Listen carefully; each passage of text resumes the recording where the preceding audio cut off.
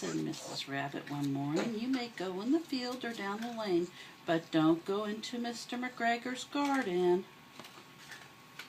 Flopsy, Mopsy, and Cottontail went down the lane and picked blackberries, but Peter, who was very naughty, ran straight to Mr. McGregor's garden. First he ate some lettuce and some beans, then he ate some radishes, then he felt rather sick. Turning a corner, who should Peter meet but Mr. McGregor?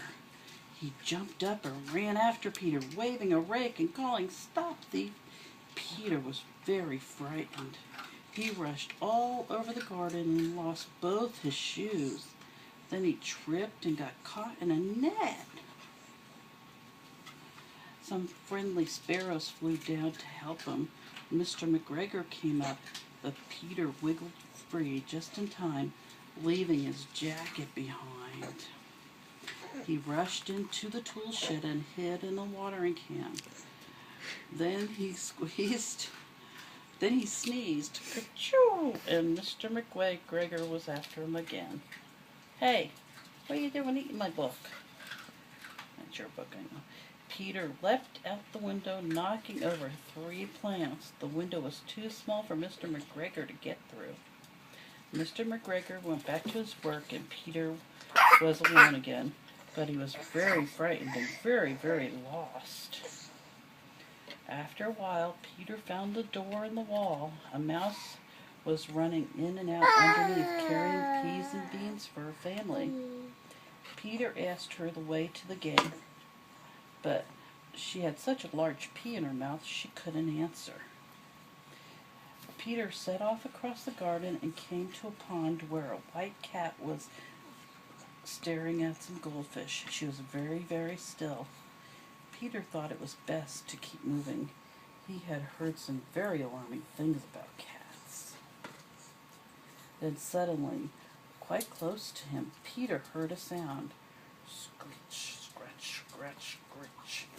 He scuttled underneath the bushes, but as nothing happened, he crept out. There was Mr. McGregor hoeing onions. Just beyond him was the gate.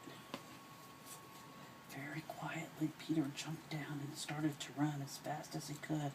He slipped underneath the gate and was safe at last. Mr. McGregor soon found Peter's blue jacket and shoes and hung them on his scarecrow to frighten away the blackbirds. Peter didn't stop running until he was safely home. He was so tired that he flopped down on the sandy ground and closed his eyes. Poor Peter Rabbit was not very well during the evening. Mrs. Rabbit put him to bed and made some chamomile tea for him. But Flopsy, Mopsy, and Cottontail had bread and milk and delicious blackberries for supper.